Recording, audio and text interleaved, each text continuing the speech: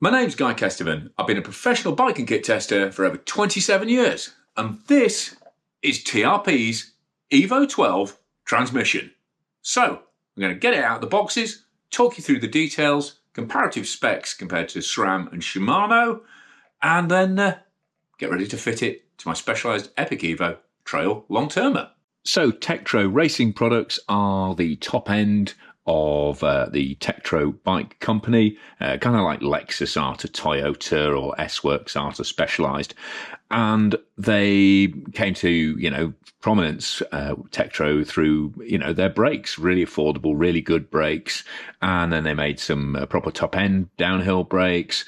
And that's when we started seeing drivetrain developments from them, which included a 7-speed and then a 12-speed downhill and trail enduro group set.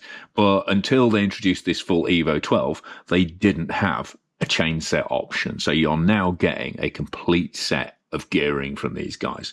So chain set, chain ring, rear mech, shifter, bottom bracket, cassette, and very fancy goldy looking chain. So let's get them unwrapped and start talking through the specs.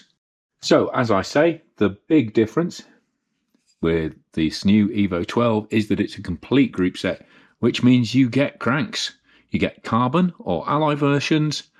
These are the carbon ones. They're not designed to be super light, but they are designed to be super tough. According to TRP, they put them through 500,000 cycles on their stress testing rig, which is 10 times more than you need for ISO certification. So it's a carbon crank arm, alloy 30mm spindle, so it fits a wide variety of different bottom brackets. And you can see you've got little crank boots on the end there, but also inserts for your pedal threads there. And I've got in 170 because I was keen to try some slightly shorter lengths than the 175s I normally run. And then you get this TRP chainring, uses the same wave pattern rather than thick and thin. You have alternating teeth to give chain retention there. Something first used by Praxis, and although I don't have any evidence to say they're definitely in connection, I wouldn't be at all surprised if TRP and Praxis have worked together on creating this chain set and then splined on the back for easy attachment. This is a 30 tooth, but there's a range of chainring sizes available. And in terms of weight, it's 71 grams for the chainring and then 477 grams for the crank arms.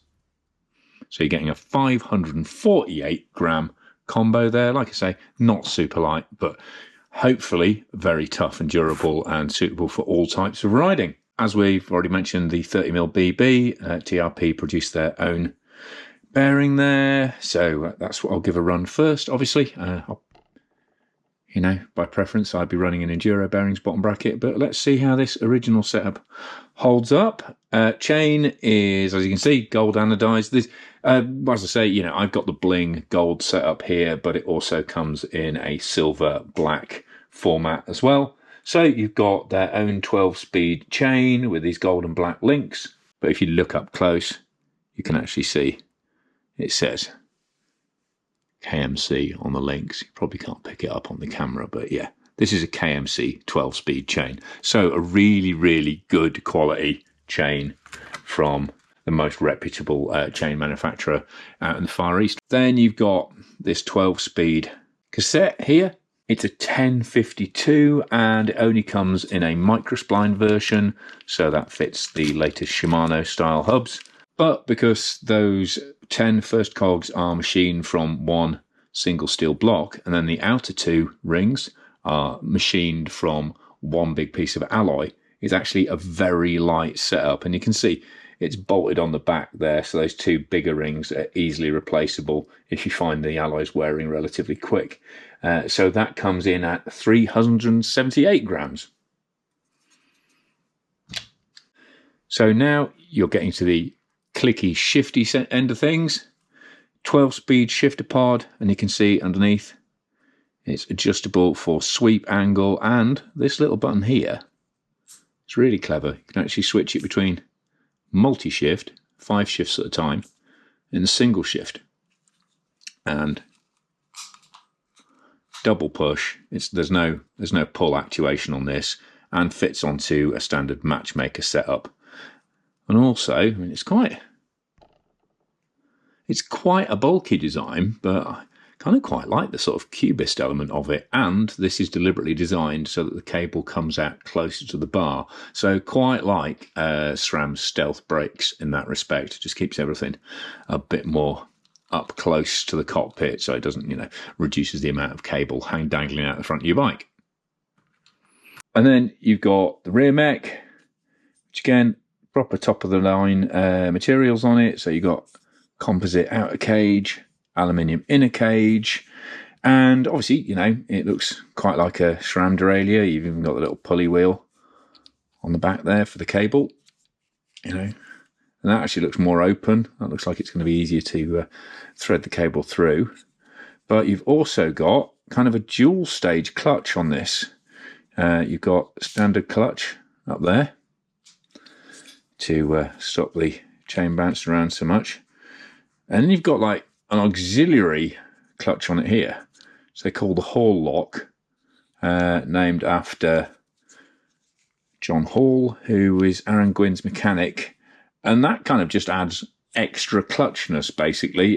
Gets rid of the bagginess that can sometimes build up in a mech.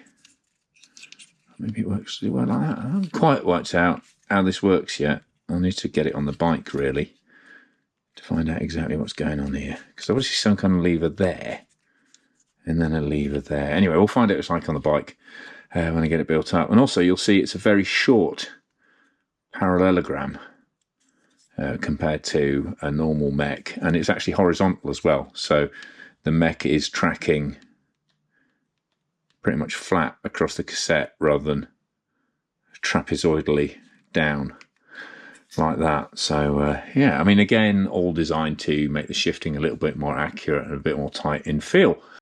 That's what TRP are telling us about this mech, and it certainly feels like it's got a good solid pullback on there. And as this is the top of the range mech, it's got carbon fibre outer cage and then alloy inner.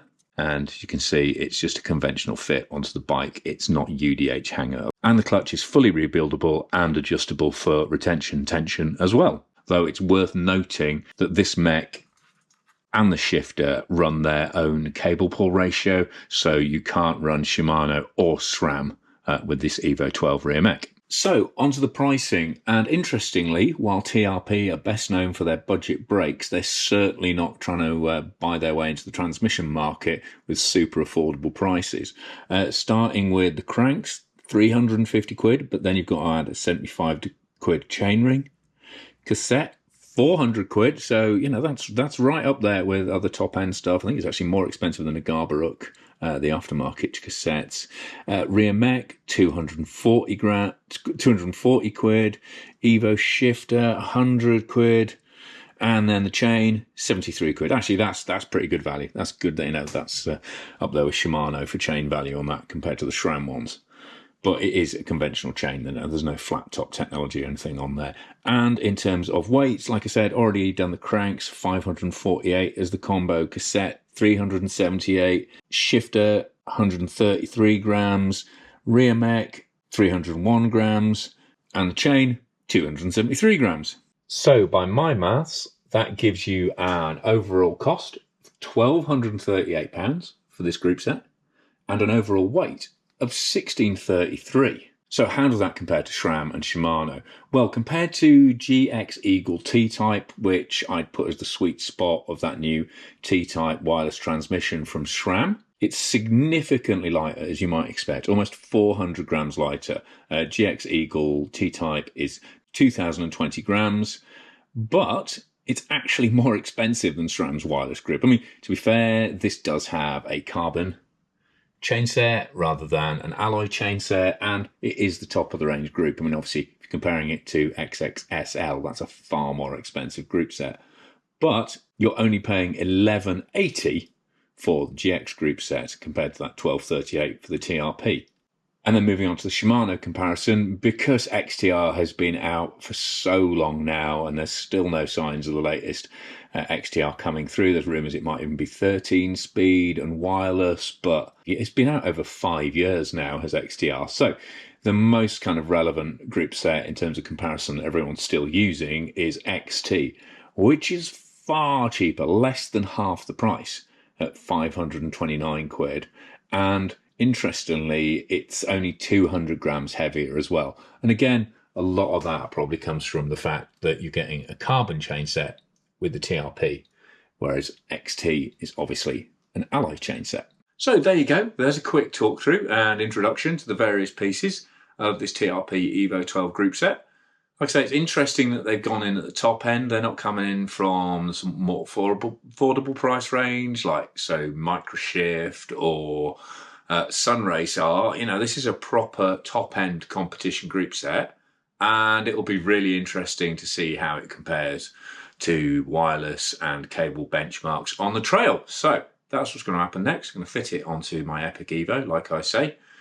Get some gold bling on there, and then obviously report back after I've got some. I'll probably do an initial test in terms of my initial feelings on the group set, just so we've got something going forward, and then hand it off to one of my long-term testers for them to put some proper miles and months into it and just see how it holds up long-term, see if things like that Hall lock and the short parallelogram design really make a difference long-term, see how well that cassette holds up, how well these wave teeth profile holds up, because I know they were great when they were fresh on the